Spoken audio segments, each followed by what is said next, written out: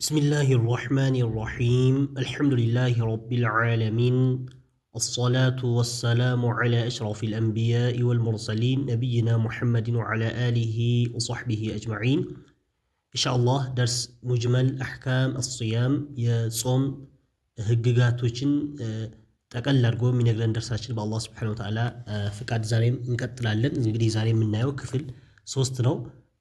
ባለፈው ክፍሎች تعريف الصيام لغة واصطلاحا የሚለውን አይተን ነበር። ጾም ብሎ ማለት እንደ ቋንቋ ደረጃ ምን ማለት ነው፣ እንደዚሁም ወሸርዓን ደግሞ እንደ ሸሪዓ ደረጃ ጾም ብሎ ማለት ምን ማለት ነው የሚለውን ባለፈው ደርሶቻችን ያየናቸው ነገራቶች ናቸው ማለት ነው። طيب ዛሬ የምናነሳው طرق العلم بدخول شهر رمضان ይላል።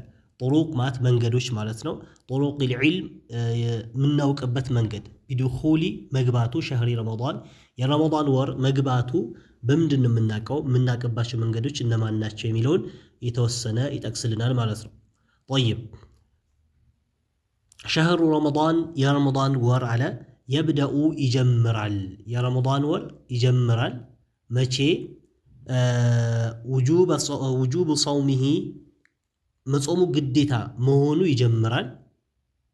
يبدأ ይጀምራል وجوب صومه መጾሙ ግዴታ መሆኑ ይጀምራል إذا علم በታወቀ دخوله የረመዳን ወሩ መግባቱ በታወቀ ጊዜ አለ። طيب እንግዲህ የረመዳን ወር ግዴታነቱ መቼ ነው የሚጀምረው? ረመዳን ወሩ መግባቱን በታወቀ ጊዜ አለ። طيب كذاس وللعلم لما وق بدخول شهر رمضان يا رمضان ور مجبات لما وق دمو 3 طرق 3 منجدوش አሉ ማለት ነው።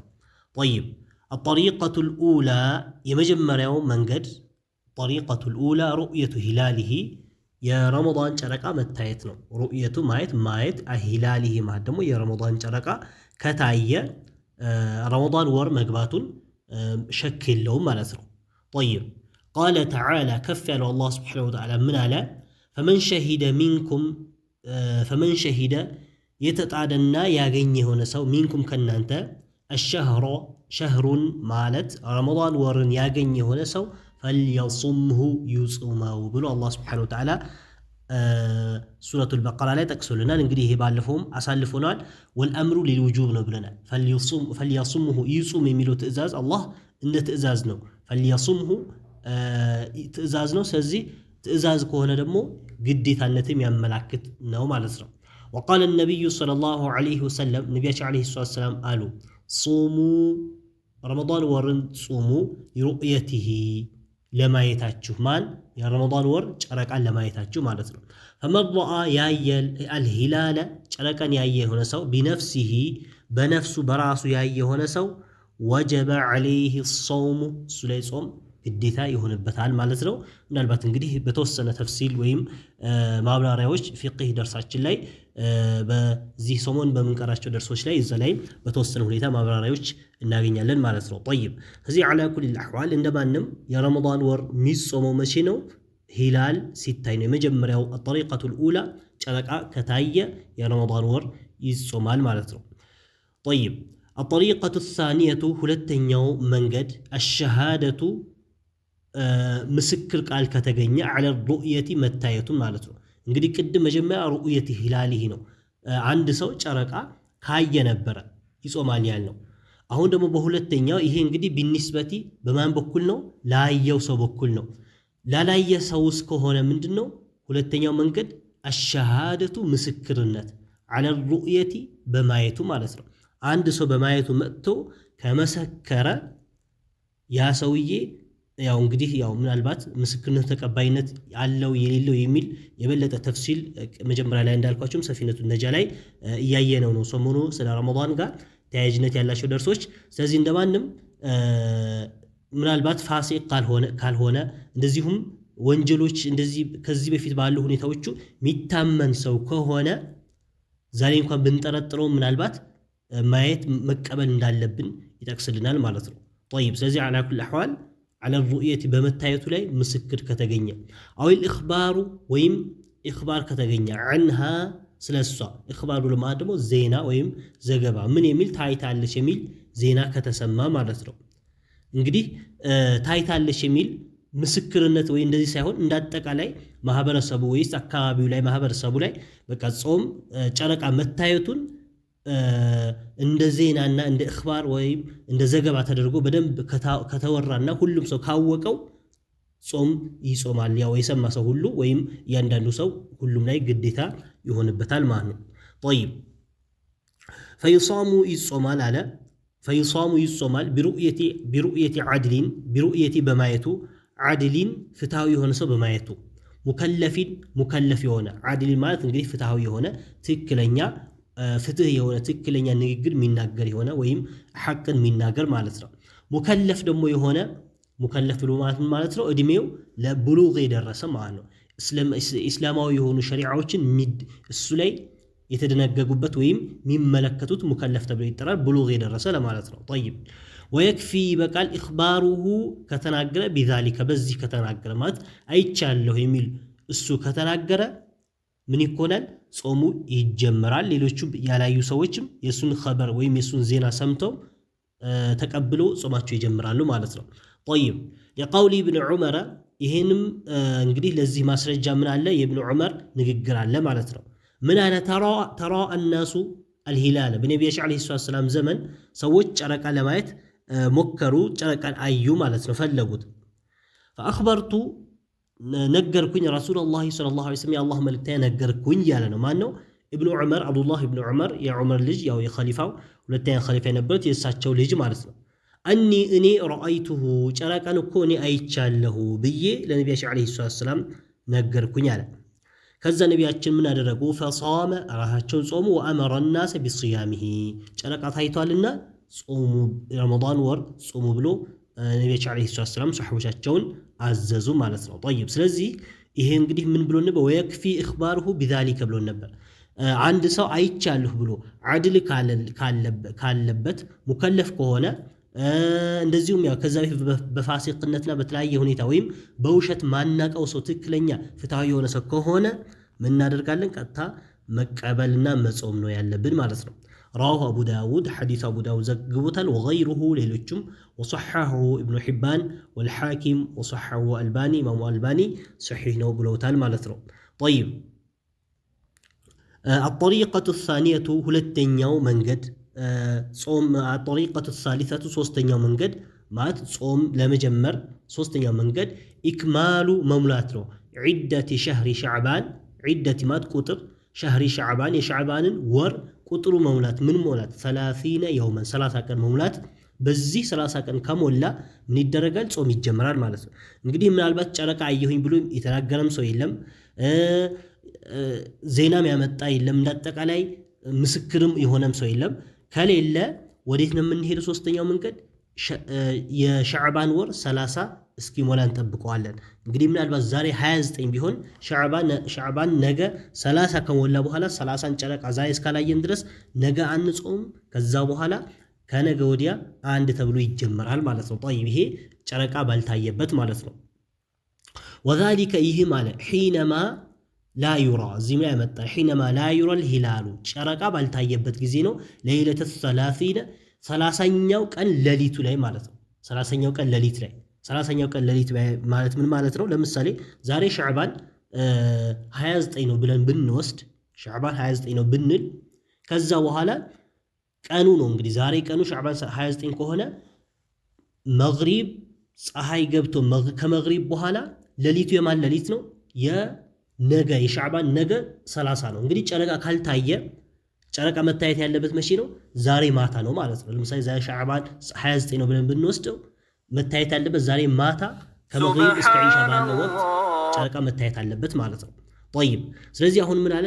وذلك ይህም የሆነው حينما لا يرى ባልታየበት ጊዜ አልሂላሉ ጨረቃው ለይለተ 30 የ30ኛው ቀን ሌሊት ማለት ነው። የ30ኛው ቀን ሌሊት ብሎ ማለት ምንድነው?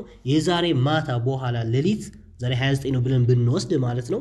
ያኔ ካልታየ ነገ አይጾምም ማለት ነው። ምክንያቱም ራሱ ሌሊቱ ከቀኑ ምን ይሆናል ስለሚቀድም ነው። ለምሳሌ የነገው ነገ 30 ነው ብለን ብንል የነገው ሌሊት ዛሬ ፀሐይ ከገባ በኋላ ነው ማለት ነው። የዛሬ እኛ ያለንበት ቀን ሌሊቱ መቼ ነው? ያለፈው ሌሊት ነው እንጂ ወደፊት የሚመጣው የዛሬ የቀኑ ሌሊቱ እሱ አይደለም ማለት ነው። طيب ስለዚህ على كل احوال 30ኛው ቀን ሌሊት 30ኛው ሌሊት ላይ ካልታየ ሻዕባን የግድ የምናደርገዋለን 30 ቀን ሞልተን ከዛ በኋላ ከ30 በኋላ አንድ ብለን ረመዳን እንጾማለን ማለት ነው። طيب لقوله صلى الله عليه وسلم ነብያችን عليه الصلاه والسلام ስለተናገሩ ምን ብለዋል? انما الشهر قالوا ነብያችን عليه الصلاه والسلام ወር የሚባለው እኮ 29 ስንት ነው? 29 ነው። የውመን 29 ቀን ይሆናል ማለት ነው። ወር የሚባለው ስንት ነው? 29 ቀን ነው። ግን 29 ነው ተብሎ ደግሞ ወር 29 ነው ተብሎ ጨረቃ ሳይታይ ወይም 30 ሳንሞላ ጨረቃ ሳይታይ ጨረቃ ካጣን ደግሞ 30 ሳንሞላ ዝም ብለን 29 እንዳበቃ ወዲያውን አንጀምርም።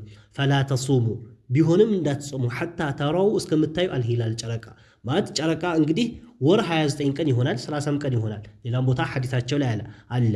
طيب ስለዚህ እንደማንም 29 ነው ብላችሁ ቀጥታ ወይም አንድ ወር ብሎ ማለት 29 ቀን ነው። ስለዚህ ሻዕባን ዛሬ 29 ነው ነገ 30 ነው ጨረቃ ታየም አልታየም ነገ እንጾማለን ብለን አንልም ማለት ነው። ወይም 29 አበቃ ነገ አንድ ነው ብለን ረመዳን አንድ ነው ብለን አንጀምርም። ምን ጨረቃ እስክናይ ወይም ወሩ 30 እስኪሞላ ድረስ ማለት ነው። ወላ ትፍጢሩ አሉ አታፍጥሩ ማለት እንግዲህ ይሄ ደግሞ ጾም ስለመፍታት ነው። ጾም መጨረሻ ረመዳን አልቆ 29 ከጾምን በኋላ አታፍጥሩ ሐታ ተራውሁ ጨረቃ እስከምታዩ ማለት ነው። ለምሳሌ ረመዳን ተጾመ 25 እስከ 29 ከሆነ በኋላ እንግዲህ 29 ከሆነ በኋላ ምናልባት በ29 ሊያበቃ ሊቆም ይችላል። ጨረቃ ከታየ ነው ያን ጨረቃ ካልታየስ 29 30ኛው ሌሊት ላይ ጨረቃ ካልታየ 30ኛው ቀኑ ይጾማል ማለት ነው። طيب ስለዚህ ወላ ትፍጢሩ አታፍጥሩ ሐታ ተራውሁ ጨረቃ እስከምታዩ ድረስ ማለት ነው። فإن غم ቢሸፈን عليكم በእናንተ ላይ ጨረቃው ቢሸፈን ማየት ባትችሉ ፈቅድሩ ለሁ ለሱ ለኩለት ልክ አድርጉለት አሉ። እንግዲህ እንዴት ነው ልክ የሚደረግለት የሚለው ወደፊት ራሱ ያመጣልናል። እሳቸውም ሐዲታቸው ላይ የጠቀሱበትን ያመላክተናል ማለት ነው። ወመዕና ትርጉም አለ እቅድሩ ለሁ ለሱ ለኩለት ልክ አድርጉለት ማለታቸው ምን ማለታቸው ነው? አይ ማለትም አቲሙ ሸህረ ሻዕባን የሻዕባን ወር ሙሉት 30 የውመን 30 ቀን ሙሉ ማለት ነው። ፈቅድሩ ለሱ ልክ አድርጉለት ብሎ ማለት ምንድን ነው? ለምሳሌ ዛሬ ሻዕባን 29 ነበር። ዛሬ ሌሊቱ በኋላ ከመግሪብ እስከ ኢሻ ባለው ጨረቃ መታየት አለበት፣ እንጠብቃለን። ካልታየ ግን ምን እናደርጋለን? ነገ ቀኑ ሻዕባን 30 ብለን ቆጥረን ከዛ በኋላ ከነገ ወዲያ አንድ ብለን ረመዳንን እንጀምራለን ማለት ነው። طيب لما ثبت على ስለተረጋገጠ في حديث ابي هريره በአቢ ሁረይራ ሐዲስ ላይ ማለት ነው። ምን የሚል فإن غم عليكم ብለው ነብያችን አለይሂ ሰላም ሌላ ሐዲስ ላይ ጨረቃ ቢሸፈንባችሁ ፈዑዱ ቁጠሩ 30 ቀን ቁጠሩ ማለት ሻዕባን 30 20 እስከ መጀመሪያ እንግዲህ ከመጀመሪያ አንድ ብለን የጀመረበት ባይሆን ማወቅ አለብን። ከሻዕባን በፊት ያለው የረጀብ ወር ምን ያክል ነበር? 29 ነበር 30 ነበር የሚለውን ራሱ ይሄ በትክክል ማወቅ ይፈልጋል። ሻዕባንን በትክክል ለመቁጠር ማለት ነው። እንደማንም ፈዑዱ ቁጠሩ ማን ሻዕባን 30 ሙሉት ማለት ነው። ሙተፈቁን ዐለይህ ሐዲሱ ቡኻሪና ሙስሊም የተስማሙበት ነው ማለት ነው። طيب فهذه እነዚህ አለ الطرق هي الطرق እነሱ መንገዶች ናቸው። الثلاث ሶስት መንገዶች التي እነዚያ يعلم የሚታወቅባቸው بها በእነዚህ دخول شهر رمضان የረመዳን ወር መግባቱ የሚታወቅባቸው ሶስት መንገዶች ናቸው ማለት ነው። طيب ሌላኛው على من يجب صيام شهر رمضان على من يجب ማን ላይ ነው ግዴታ የሚሆነው? صيام መጾም شهر رمضان የረመዳን ወር መጾም ማን ላይ ነው ግዴታ የሚሆነው አለ። طيب يجب ግዴታ ይሆናል صيام شهر رمضان የረመዳን ወር መጾም ግዴታ ይሆናል على كل مسلم አንድ ሙስሊም በሆነ ሰው ላይ ግዴታ ይሆናል እያለ ነው። طيب ያው እንግዲህ ምናልባት ወደፊት ማብራሪያ ይመጣልናል። ባሊግን እንደዚሁም ባሊግ በሆነ ሰው ላይ ባሊግ ብሎ ማለት ደግሞ ቅድም ሙከለፍ ብለን ያልነው ነው። ያው እድሜ ለአቅመ አዳም ወይም ለአቅመ ሔዋን የደረሰች ወይም የደረሰ ማለት ነው። طيب ዓቂልን አእምሮ ጤነኛ የሆነ ሰው ግዴታ ይሆንበታል። ሙቂሚን ሌላኛው ሙቂም የሆነ ሙቂም ብሎ ማለት ደግሞ ሰፈር ያልሄደ መንገድ ያልወጣ አገሩ ላይ ያለ የሆነ ሰው እሱ ላይ ግዴታ ይሆንበታል። ቃዲሪን ቻይ በሆነ ሰው አሁንም ግዴታ ይሆንበታል። የነዚህ እንግዲህ ኢህቲራዞች ወደፊት ያመጣልናል። ኻሊን ያገለለ ሚነል መዋኒዒ ጾምን ከሚከለክሉ ነገራቶች ያገለለ ሰው ማለት ጾም የሚከለክሉ ነገራቶች የሌለበት የሆነ ሰው ላይ ጾም መጾም ግዴታ ነው አለ። طيب فقولنا ማለታችን አለ طيب على كل مسلم በሁሉ ሙስሊም ላይ ግዴታ ነው ስንል አለ ኸረጀ ይወጣል ሚንሁል ካፊሩ ካፊር ይወጣል ማለት ነው። ካፊር ላይ ግዴታ አይደለም እያለ ነው። እንግዲህ እዚህ ላይ ምናልባት ሰፊነቱ ነጃ ደርሳችን ላይ በተመሳሳይ ሁኔታ ያየነው ነገር አለ። እዚህ ላይ እያደረገ ያለው ሸርጠል ውጁብ ነው እያደረገ ያለው፣ ግን መሆን ያለበት ሸርጠ ሲሐ ነው። እንግዲህ ከተለያየ ከሐዲስ ወይም ከቁርአን ማስረጃዎች እንደሚያሳዩት ሸርጠ ሲሐ ሸርጠል ውጁብ ብሎ ማለት ምንድነው? መጀመሪያ ግዴታ የሚሆንበት መስፈርት ማለት ነው። ሸርጠ ሲሐ ብሎ ማለት ደግሞ መጀመሪያ ግዴታ ሆኖበት ከዛ በኋላ ያ ተቀባይነት እንዲኖረው መሟላት ያለበት መስፈርት ማለት ነው። طيب ስለዚህ እስላም የሚለው ወይም ሙስሊም መሆን የሚለው ሸርጦ ሲሐ ነው መሆን ያለበት ሶሒሑ ማለት ነው። እዚህ ላይ አባባሉ የሚያሳየው ምንድነው? ሸርጠል ውጁብ ነው። ሸርጦ ሲሐ ብሎ ምን ማለት ነው? እያንዳንዱ ሰው ላይ የእስልምና ግዴታዎች ወይም የእስልምና ሸሪዓዎች ይመለከቱታል። በኒ አደም ላይ በአጠቃላይ የአደም ልጅ ሆኖ የተፈጠረ ሰው ሁሉ የእስልምና ሸሪዓ እያንዳንዱ አስሉ ፈርዑም አስሉ ምንለው እንግዲህ ላኢላሃ ኢለላህ ሙሐመድ ረሱሉላህ ያልነው ዋና መግቢያውም እሱ በዋናነት ይመለከታቸዋል። ከዛ ቀጥሎ ያሉትን ፈርዖችም ማለት ቅርንጫፋ የሆኑ ትእዛዞችም ሁሉንም እነ ሶላት እነ ዘካ እነ ጾም ምናምን የምንላቸው ሁሉንም እያንዳንዱ በኒ አደም ላይ ምን ይሆናል? ግዴታ ይሆናል ማለት ነው። طيب ሰለሙ አልሰለሙ የምንለው ነገር የለም። ባይሆን ግን ግዴታ ከሆነባቸው በኋላ ያ ጾማቸው ለምሳሌ እንግዲህ ጾም ግዴታ ሆነበታል ብለናል። አንድ ሰው በኒ የአደም ልጅ ሆኖ ሰው ሆኖ በመፈጠሩ ብቻ ማለት ነው። ከዛስ ጾሙ ትክክል ሆኖ ተቀባይነት እንዲኖረው ግን ምን ያስፈልገዋል? መስለም እስልምና መቀበል አለበት ማለት ነው። ስለዚህ አሁን እስልምና ሙስሊም መሆን የሚለው ነገር ምን ሆነ ማለት ነው? ሸርጡ ሲሐ ጾሙ ትክክል እንዲሆን ነው የተፈለገው እንጂ ግዴታነትማ መጀመሪያው ሲፈጠር በኒ አደም ሆኖ ሲፈጠር ምን ሆኗል? የሰው ልጅ ሆኖ በተፈጠረበት ሰዓት እስልምና ሸሪዓ እሱን ይመለከተዋል ማለት ነው። طيب ስለዚህ እዚህ ላይ አሁን خرج منه الكافر ካፊር ይወጣል ሲል ካፊር ላይ ግዴታ አይደለም እያለ ነው። እንደሱ አባባል ካፊርም ላይ ቢሆን ግዴታ፣ ምክንያቱም አላህ Subhanahu Wa Ta'ala ኢቂያማ ቀን ይጠየቃሉ እነሱ ራሱ ለም ነኩን ሚነል ሙሰሊን ወኩና ነኹዱ መዐል ኻኢዲን የሚሉበት በፈርዖች እንደሚጠየቁ ፈርዕ በሆኑ ወይም ቅርንጫፋይ በሆኑ ሸሪዓ በእስልምና ሸሪዓዎች እነሱ እንደሚጠየቁ ራሱ የሚያሳይ ቁርአን ስላለ طيب ስለዚህ ሸርጠል ውጁብ ሳይሆን ሸርጠ ሲሐ ነው የምናደርገው እስላም የሚለው ማለት ነው። طيب فلا يجب على ግዴታ አይሆንም عليه በሱ ላይ አሶሙ ጾም ግዴታ አይሆንም እያለ ነው። በማን ካፊር ላይ ጾም ግዴታ አይደለም እያለ ነው። እንግዲህ ግዴታ አይደለም የሚባለው በምን በኩል ከታየ ነው? ባይሆን ሸርጠ ሲሐነቱ ጾሙ ትክክል እንዲሆን ትክክለኛ ተቀባይነት ያለ ጾም እንዲጾም ግዴታ አይደለበት ማለት ትክክለኛ ጾም አይጾምማ ካፊር ሆኖ ቢጾም ግዴታ ሆኖበታል። ግን ጾሙ ትክክለኛ እንዲሆንና አላህ Subhanahu Wa Ta'ala ዘንድ ተቀባይነት እንዲኖረው ምን መሆን አለበት? መስለም አለበት ማለት ነው። طيب على كل احوال እዚህ ላይ እሱ አነጋገር ምንድነው? ሸርጠል ውጁብ እያደረገ ነው እንጂ ሸርጠ ሲሐ እያደረገ አይደለም ማለት ነው።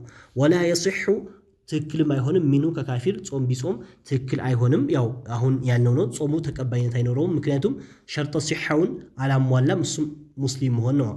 لانه ምክንያቱም ليس አይደለም አህለን ባለቤት ለዒባደቲ የዒባዳ የአምልኮ ባለቤት አይደለም። የአምልኮ ባለቤት ማለት አምልኮ የመፈጸም ሐቅ ወይም ባለቤትነት አላገኘም ማለት ነው። አምልኮ የመፈጸም ባለቤትነት አላገኘም። ያላገኘው ለምንድነው? እስልምና ስላልተቀበለ ማለት ነው። ስለዚህ ሸርጠ ሲሐ ጎደለው። ሸርጠል ውጁብ እሱ ላይ ተገኝቶበት ነበር ማለት ግዴታ ሆኖበት ነበር። ግን ያን ፈጽሞ አላህ Subhanahu Wa Ta'ala ዘንድ አጅር ለማግኘት ተቀባይነት እንዲኖረው መጀመሪያ መስለም አለበት። ስለዚህ لانه እሱ ليس አይደለም ለአህለን ማለት ባለቤት አይደለም ለዒባደቲ አምልኮ የመፈጸም ባለቤትነት አላገኘም እስልምና እስካልገባ ድረስ ማለት ነው። ወመታ አስለመ በሰለመ ጊዜ ለዚመሁ ግዴታ ይሆንበታል። አሶሙ መጾም ግዴታ ይሆንበታል። ሚን ሒኒ ኢስላሚሂ ከሰለመበት ጊዜ ጀምሮ ማለት ነው። ወላ የቅዲ ቀዷ አይወጣም ማመዷ ያለፈው ማለት ነው። እንግዲህ አልኢስላሙ የጅቡ ማቀብለው ነው። ከዛ በፊት የሰራቸው ወንጀሎችም ሁሉ ነገር ባይሆን ምን ይደረጋል? ይማርለታል። እንግዲህ ሸርጠል ውጁብ እያንዳንዱ ነገር ግዴታ ሆነበታል ብንልም አልኢስላሙ ደግሞ የጅቡ ማቀብለው ነው። ከእስልምና በፊት ያለው ወንጀል ወይም የትኛውም ነገር ሁሉ እስልምና ምን ያደርገዋል? ያነሳበታል። ግዴታ ሆኖበትም ቢሆን ኖሮ ነገር ግን ምን ያደርግለታል? ወንጀሉ ያብስለታል። ስለዚህ ከዛ በፊት ባለው አይጠየቅም። ምናልባት ረመዳን በ29ኛው እንኳን ጾም ቢሰልም ረመዳን 29 ላይ ቢሰልም የ29ኛው ቀን ይጾማል። ከዛ በፊት ያሉት ግን ቀዷ አውጣ ተብሎ አይባልም ማለት ነው። طيب ሌላኛው ባሊግን አንድ ሰው ረመዳን ግዴታ የሚሆንበት ባሊግ ሲሆን ነው። ባሊግ ብሎ ማለት ደግሞ ያው የደረሰ ሲሆን ማለት ነው። ኸረጀ ይወጣልናል ቢሂ በሱ ወጣልን አስገይሩ ህፃን ከሆነ ያው እሱ ላይ ግዴታ የለበትም ማለት ነው። ህፃን ከሆነ ማለት ብሉግ ያልደረሰ ግን ህፃን ስንል ግን ምናልባት ተሚዝ ከሆነ በኋላ የሚጾም ከሆነ ጾሙ ትክክለኛ ሊሆን ይችላል። ምናልባት እንግዲህ አጅሩ ለወላጆቹ የሚጻፍበት ሁኔታ ይኖራል። ስለዚህ ለሱ በኩል ግን ግዴታ ነው አይደለም ለሚለው በኩል ግን እሱ ላይ ምን አይደለም ግዴታ አይደለም ብሉግ እስኪደርስ ድረስ ማለት ነው። الذي لم يبلغ ብሉግ ያልደረሰው እሱ ላይ ግዴታ አይሆንበትም ወይም ወጣልን። وذلك ይህም لرفع القلم ቀለም ስለተነሳ عنه ከሱ حتى يبلغ እስከሚደርስ ድረስ ማለት ነው። እንግዲህ አንድ ህፃን ልጅ ብሉግ እስኪደርስ ወይም አቅመ አዳም እስኪደርስ ድረስ ወደፊት ምልክቶቹ ራሱ ያመጣልናል። እስኪደርስ ድረስ ምን የለበትም ቀለም ተነስቶለታል። ቀለም ተነስቶለታል ብሎ ማለት ምንድነው? እሱ የሚሰራቸው መጥፎ ስራዎች እሱ ላይ ምን አይደረግበትም አይጻፍበትም። እንደዚሁ መልካም ስራዎች ራሱ አብዛኛው ጊዜ ህፃናቶች የሚሰሩት መልካም ስራ በተለይ ተሚዝ ካደረጉ በኋላ ነገራቶችን መለየት ከጀመሩ በኋላ የሚሰሩት መልካም ስራ ለወላጆቻቸው ይያዝላቸዋል ማለት ነው። طيب ويحصل البلوغ بلوغ ምንለው ይገኛል አለ بواحدة በአንድ من ثلاث ከሶስት ነገራቶች በአንዱ ይገኛል ማለት ብሉግ መድረስ የሚባለው ነገር ለአቅመ አዳም ወይም ለአቅመ ሔዋን መድረስ የሚባለው ነገር ከሶስት ነገራቶች በአንዱ ይገኛል። የመጀመሪያው ኢንዛሉል መንይ ማፍሰስ መንይ ብሎ ማለት የዘር ፈሳሽ ማፍሰስ ማለት ነው። ምን ኢህቲላሚን በኢህቲላም ሊሆን ይችላል። ኢህቲላም ብሎ ማለት እንግዲህ በህልሙ በመቀባጀር ሊሆን ይችላል። የተለያየ ህልም ወይም ከሴት ጋር የተገናኘ መስሎት ወይም ከወንድ ጋር የተገናኘች መስሏት ምን ልታረግ ትችላለች? የዘር ፈሳሽ ልታፈስ ወይም ሊያፈስ ይችላል ማለት ነው። ስለዚህ ያን ይሄ ከተገኘ ምን ሊሆን ነው? እሱ ብሉግ መድረሱ ይታወቃል ወይም አንድ ሴት ብሉግ መድረሷ ይታወቃል ማለት ነው። طيب ኢህቲላም አው ገይሪሂ ወይም ከዚህ ውጭ ያሉ አለ ሌላ ያልጠቀሳቸው ነገራቶች አሉ። ለምሳሌ ለሴት ልጅ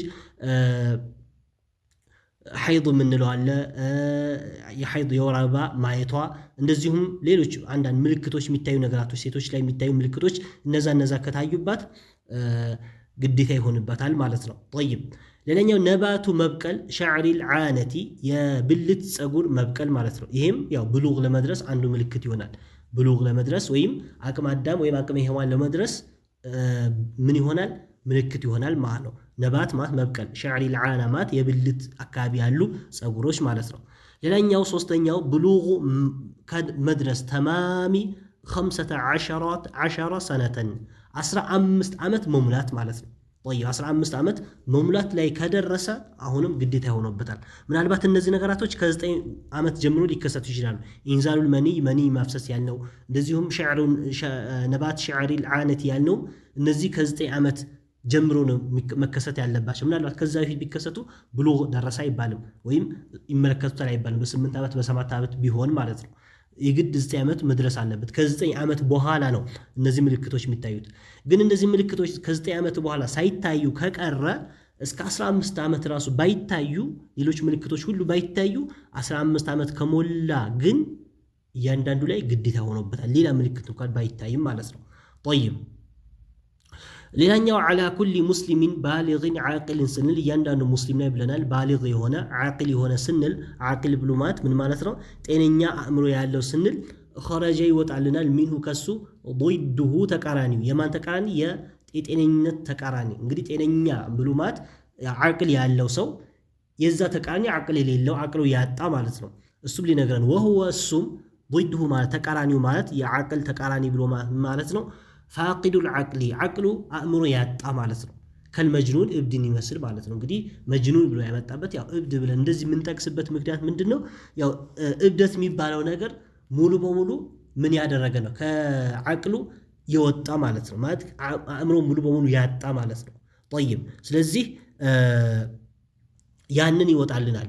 وهو ፋቂዱል ዓቅሊ ዓቅል ስንል የዓቅል ተቃራኒ ምንድነው? ወይም አእምሮ ያለው ጤነኛ ስንል ጤነኛ የሱ ተቃራኒ ምንድነው? አእምሮ ያጣ ከልመጅኑን እብድ ይመስል። ወልማዕቱህ ማዕቱህ ብሎ ማለት ደግሞ ዓቅሉ ደካማ የሆነ ማለት ነው። ضعيفul ዓቅል ማለት ነው። አቅሙ ደካማ የሆነ ማለት ነገራቶችን በተወሰነ መልኩ አሉት ግን ሙሉ በሙሉ በትክክል ግንዛቤ መውሰድና በትክክል አእምሮ መጠቀም አይችል ማለት ነው። ወከዛልክ እንደዚህ ሆነ አልሙኸሪፍ ሙኸሪፍ የሆነ ሙኸሪፍ ብሎ ማለት ደግሞ ሊኪበሪ ሲኒ እድሜ ትልቅ በመሆን እንግዲህ ከዛ በፊት እድሜው በወጣትነት ወይ በጎልማሳነት ወይም ከፍም ካለ በኋላ የተወሰነ ትክክለኛ አእምሮ ላይ ነበር። ግን በጣም እድሜው ከፍ ያለ ሲሄድ አንዳንድ ሰው ምን የመሆን ሁኔታ አለ፣ አእምሮ ትንሽ ነገራቶችን የማደባለቅና በትክክል የመለየት አቅም እየጠፋ የሚሄድበት ሁኔታ አለ። እድሜ ሲደርስ ከፍ ሲል ማለት ነው አንድ ሰው ያው ይሄ ያው ምናልባት ወደ ዐርዘለል ኡሙር ወደ መጠጋት የሚገባ ነው። እንግዲህ ዐርዘለል ዑሙር ደግሞ ያው አላህ ሱብሓነሁ ወተዓላ ሁላችንም እዛ እድሜ ላይ አላህ እንዳያደርሰን ዱዓ ማድረግ እንዳለብን ነቢያችን ዓለይሂ ሰላቱ ወሰላም አዘዋሉ። እሳቸውም አላሁመ ኢኒ አዑዙ ቢከ ሚን አን ኡረደ ኢላ ዐርዘሊል ዑሙር ወደ ወራዳ ወደ ሆነ እድሜ ከመመለስ አንተ ጠብቀኝ ብሎ ዱዓ ያደርጉ ነበር ማለት ነው። ጠይብ ስለዚህ እንደማንም ሙኸሪፍ ብሎ ማለት ምንድነው? እድሜው ትልቅ ሆኖ ነገራቶችን እየተደባለቁበት ማለት ነገራቶች ማስተዋል፣ በትክክል መናገር፣ ነገራቶችን መለየት እያቃተው የሚሄድ ማለት ነው። ያንንም አካል ይወጣልናል። ምክንያቱም ትክክለኛ ዓቅል ላይ ስላልሆነ እሱ መጾም ላይኖርበት ይችላል ማለት ነው። ስለዚህ ምናልባት እንግዲህ ሌሎች ከፋራዎች ወይም የተለያየ ሌላ መጀመሪያውኑ ግዴታ አይሆንበትም ማለት ነው። ጠይብ ሌላኛው ሙቂም መሆን አለበት ብለን ነበር። ሙቂም ብሎ ማለት ሰፈር መውጣት የለበትም፣ በአገሩ ያለ ሰው መሆን አለበት ግዴታ ሊሆንበት ስንል ضده የሱ ተቃራኒ ይወጣልናል። ማን ነው? አልሙሳፊሩ። የሙቂም ተቃራኒ ማን ነው? ሙሳፊር ነው፣ መንገደኛ የሆነ ሰው ማለት ነው። ፈላ የጅቡ ግዴታ አይሆንም عليه በሱ ላይ አስሰውሙ ጾም ግዴታ አይሆንበትም። ቅድም ያልነውም ሙኸሪፍ ያልነውም ማዕቱህ ያልናቸው መጅኑን ያልናቸው ሁላቸውም ግዴታ አይሆንባቸው ማለት ነው። ሙኸሪፍ ያልነው መጅኑን ያልነው እብድ ማለት ነው። ማዕቱህ ብሎ ማለት ደግሞ ምንድነው? ضعيفul عقل ማለት ነው። አቅሉ በጣም ደካማ የሆነ ይሄ እድሜውም ትልቅ ባይሆንም በቃ በተፈጥሮ አእምሮ ትክክለኛ አእምሮ ላይ ያልሆነ የተወሰነ እውቀት ቢኖረው የተወሰነ ነገር ቢኖረው ግን አብዛኛው አእምሮ የሚደባለቅበት። ሙኸሪፍ ያልነው ደግሞ ምንድነው? እድሜው በእድሜ ምክንያት አቅሉ የተበላሸበት ወይም አቅሉ የሳተ የሆነ ሰው ወይም ማደባለቅ የጀመረ ማለት ነው። ስለዚህ እነዚህ ሰዎች ላይ ሁሉ በአጠቃላይ ምን አይሆንም? ጾም ግዴታ አይሆንባቸው ማለት ነው። ጠይብ አሁንም ሙሳፊርም ላይ እንደዚሁ ፈላ የጅቡ ዐለይሂ አስሰውሙ በል እንደው ማለት ሁወ እሱ ሙኸየሩን ምርጫ ይሰጠዋል ማለት ነው። ምርጫ የሚሰጠው ነው በይነል ፊጥሪ በማፍጠር መካከልና ወስያም በመጾም መካከል ማለት ከፈለክ ጾም ከፈለክ አፍጥር ማፍጠር ትችላለህ ማለት ጾሙን መፍታት ትችላለህ መብላት ትችላለህ ከፈለክ ደግሞ መጾም ትችላለህ የሚለውን ምርጫ እንሰጠዋለን ማለት ነው። ወልአፍضሉ በላጭም የሆነው ግን ለሁ ለዚህ ሙሳፊር ለሆነ ሰው ፊዕሉ መስራቱ ነው። ምን አልአይሰሪ አይሰር ነገር ቀላሉን ነገር መስራቱ ነው። ቀላል ነገር መስራቱ عليه እሱ ላይ ማለት ለሱ የቀለለው ለሱ ቀላል መጾም ቀላል ከሆነ ወአንተ ሱሙ ኸይሩን ለኩም ብሏል አላህ Subhanahu Wa Ta'ala። መጾሙ ለእናንተ በላጭ ነው ብሏል መንገድ ሙሳፊር በሆናችሁበት ሰዓት። ባይሆን ግን ምን ከሆነ ነው እሱ ላይ ማይከብደው መሸቃ ወይም ችግር ማይደርስበት ከሆነ መሸቃ ወይም ችግር የሚደርስበት ወይም የሚታመም የተለያየ ነገር ሙሳፊር ሆኖ የተለያየ ችግር የሚደርስበት ከሆነ አለመጾሙ ነው በላጩ ማለት ነው። ስለዚህ እዚህም ላይ ምን አደረገልን? ወልአፍضሉ በላጩ ለሁ ለሱ ሙሳፊር ለሆነ ፊዕሉል አይሰሪ ለሱ ገር የሆነለት ለሱ የቀለለውን መስራት ነው عليه እሱ ላይ አለ። طيب ሌላኛው ቃዲር መሆን አለበት መቻል አለበት ማለት ነው። ጾም ለመጾም خرج ይወጣል ቢሂ በሱ አልዓጂዙ ያቃተው ሰው መጾም ያቃተው ሰው عن الصيام ከጾም ለምን ሊሆን ይችላል? ሊመራዲን አንድ ለመራድ ሊሆን ይችላል በሽታ ኖሮበት ማለት ነው። ማለት ታሞ ማይለቅ የሆነ በሽታ ይዞት ለዛ ላይችል ይችላል። እንግዲህ መጾም ላይችል ይችላል። ያኔ ምን ያደርጋል? ወደፊት ይመጣልናል። አው ኪበሪን ወይም እድሜው ትልቅ ሆኗል። እድሜ ትልቅ በመሆኑ መጾም ላይችል ይችላል። ፈላ የጂቡ ግዴታ ይሆን عليه በእነሱ ላይ الصيام ጾም ግዴታ ይሆንባቸው። ባይሆን ግን በል ይልቁንስ የቅضيه ቀዷ ያወጣል بعد رمضان ከረመዳን በኋላ ማለት ይሄ ከረመዳን በኋላ ቀዷ ያወጣል የምንለው መረዱ ያለበት በሽታ ያለበት ነው። ያም በሽታው ምን የሚሆን ከሆነ ሚድን ከሆነ ማለት ነው። ሚድን በሽታ ከሆነ ማይድንና ሁሌ ቀጣይነት ያለው በሽታ ከሆነ ያው እሱም ቀዷ የለበትም ከፋራ ነው የሚሰጠው ማለት ነው። ወልከቢሩ ትልቅ ያለው ደግሞ እድሜው ትልቅ የሆነ ዩጥዒሙ ያበላል عن كل يوم ለእያንዳንዱ ቀን ሚስኪንን አንድ ሚስኪን ያበላል ማለት ነው። ማለት እድሜው ትልቅ በመሆኑ ሰበብ ደካማ ነው መጾም አይችልም ችሎታ ስለሌለው፣ ስለዚህ ለዛ ማካካሻ ምን ይሰጣል? ለእያንዳንዱ ቀን አንድ ሚስኪን ያበላል ማለት ነው። طيب ሌላኛው ኻሊን ያገለለ መሆን አለበት ብለን ነበር። ሚነል መዋኒዒ ከሚከለክሉ ነገራቶች ማለት ጾም ለመጾም የሚከለክሉ ነገራቶች ይኖራሉ። አንድ ሰው ለመጾም የሚከለክሉ ነገራቶች ካሉበት አይጾምም ማለት ነው። እነዛ እነማን ናቸው ማለት አይ ማለትም ኻሊን ማግለል አለበት ሚን መዋኒዕ ጾሚ ጾም ከሚከለክሉ ነገራቶች እነማን ናቸው? ከልሐይድ ሐይዱን ይመስል የወር አበባ የምንለው ወኒፋስ እንደዚሁም ኒፋስ ማለት ነው። ቢኒስበቲ ሊልመርአቲ ለሴት በኩል አይተናቸው ማለት እነዚህ ለሴቶችን የሚመለከቱ ነገራቶች ናቸው። ስለዚህ ሴቶች ሊጾሙ ከነዚህ ንጹህ መሆን አለባቸው። እነዚህ ነገራቶች መኖር የለባቸውም። ሐይድ ላይ ሆና መጾም አትችልም። እንደዚሁም ኒፋስ ላይ ሆና መጾም አትችልም። የወሊድ ደም ላይ ሆና መጾም አትችልም። እነዚህ ሁሉ ምን መሆን አለባቸው? መወገድ አለባቸው ማለት ነው። ጠይብ ስለዚህ አላ ኩል አህዋል እንደማንም ጾም አንድ ሰው ግዴታ ሊሆንበት አላ መን የጅቡ ሲያሙ ሸህሪ ረመዳን የረመዳን ወር እሱ ላይ ግዴታ የሚሆነው በማን ነው የሚለው ነገር የተወሰነ እዚሁ ላይ ጠቀሰልን ማለት ነው። ኢንሻአላህ ደርሳችን እስከዚህ ድረስ እናድርገውና በቀጣይ ደግሞ አልአዕዛር ዑዙሮች አልሙቢሐቱ ሊልፊጥሪ አንድ ሰው ጾም ከያዘ በኋላ ወይም ለመብላት ያለው ምክንያቶች እነማን ናቸው የሚለውን ጾሙን ለመፍታት ምክንያቶች እነማን ናቸው ወደፊት ኢንሻአላህ በክፍል 4 ደርሳችን የምናየው ይሆናል። والله سبحانه وتعالى أعلم وصلى الله على نبينا محمد وعلى آله وصحبه وسلم.